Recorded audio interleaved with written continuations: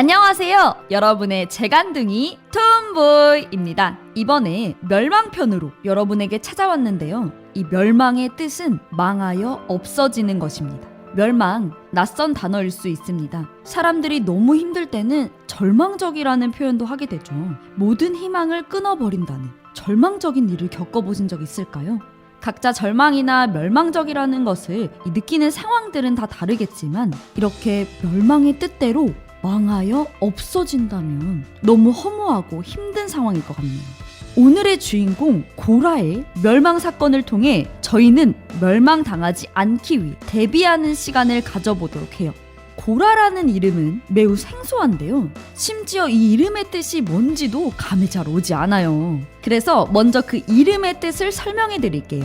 이 고라라는 이름의 뜻은 우박이라고 뜻하며 고대 히브리어로는 얼음, 대머리를 뜻합니다. 이 두에이 성서에서는 고라라 하며 동유럽에서는 코라라고도 하는데요. 시기적으로는 구약 성서의 민수기에 나오는 인물입니다. 이 모세 때는 12지파가 있었는데요. 그 12지파 중 레위지파 인물인 고핫의 손자요 이스할의 아들이며 우리가 아는 그 유명한 홍해 바다를 가른 주인공 모세의 사촌입니다. 살짝 어떤 사람인지 감이 오실까요? 이 고라가 했던 일은 하나님이 거할 집, 지금으로는 성전이나 교회인 성막을 쓸고 손보는 일을 맡았습니다.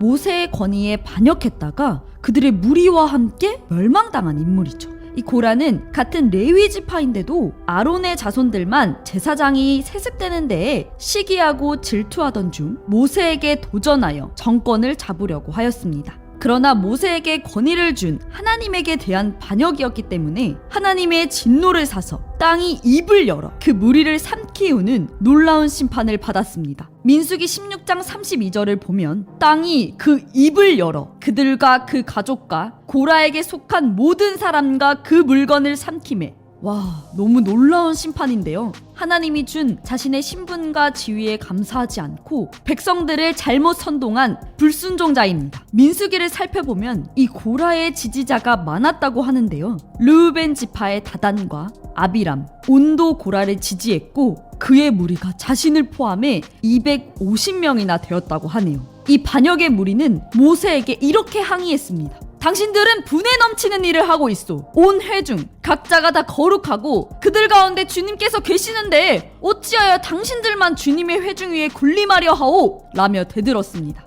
제사장 자리를 둘러싼 권력 갈등이 있었던 것인데요. 그들은 모세가 권력을 쥐락펴락하며 형 아론에게 제사장 자리를 준 것이라고 잘못 생각하고 있었습니다. 이 민수기 3장 말씀을 읽어보면 하나님께서 모세를 세우시고 아론의 반차를 따라 제사장을 세우시고 그 제사장 직분을 돕기 위해 레위 지파를 세우셨습니다. 레위 지파를 세운 이유는 하나님께서 아론이 성소의 직분을 행할 때에 그에게 시종하기 위하여 세워진 직분이라는 것을 알지 못하는 그들이 자신들도 택함을 받았다고 하면서 질서를 무너뜨리고 어지럽게 한 죄가 있었던 것이죠. 이에 하나님은 반역에 동참하지 않은 후손들을 통해서 하나님의 역사를 이루어갔습니다. 유다서에 하나님의 말씀을 살펴보면 알 수 있는데요. 화 있을진저 이 사람들이여 가인의 길에 행하였으며 삭슬 위하여 발람의 어그러진 길로 몰려갔으며 고라의 패역을 따라 멸망을 받았도다. 유다서 1장 11절은 최후의 심판을 받게 될 사람들에게 패역한 길을 걸었던 대표적인 인물들을 언급하고 경고하고 있습니다. 여기서 등장하는 사람들은 인류 최초의 살인죄, 그것도 존속살해를 한 가인, 두 번째는 이스라엘을 저주하려고 했던 발람, 마지막 세 번째는 광야 시대에 모세에게 반역을 했던 이 고라라는 인물입니다. 이 고라 자손의 반역은 출애굽 후 광야에서 벌어진 끔찍한 사건 중 하나인 건데요. 이 사건으로 고라뿐 아니라 하루에 족장 250명과 그들을 따르던 무리들이 다 죽었습니다. 그러나 반전으로 이때 고라의 아들 중에 살아남은 사람들이 있었고 그들의 자손이 시편 150편 중 11편을 썼고 또 다른 분은 성전 문지기가 되었으며 또 다른 분은 다윗의 찬양대 지휘자가 되었다고 합니다.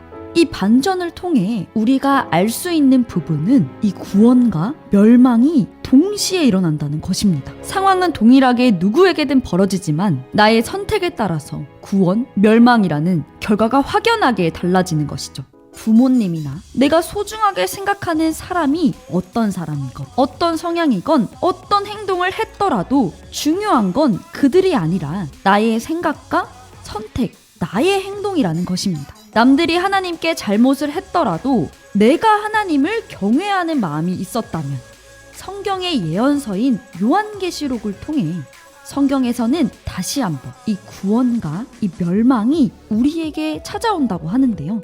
이러한 시기에 현명한 선택을 하는 지혜로운 저와 청취자분들이 되면 좋겠습니다. 혹시나 그런 선택의 기준을 잡기 어렵다고 하신다면 함께 기도하면서 진정한 하나님을 경외하는 그 뜻을 가진 동역자를 찾아봤으면 좋겠습니다.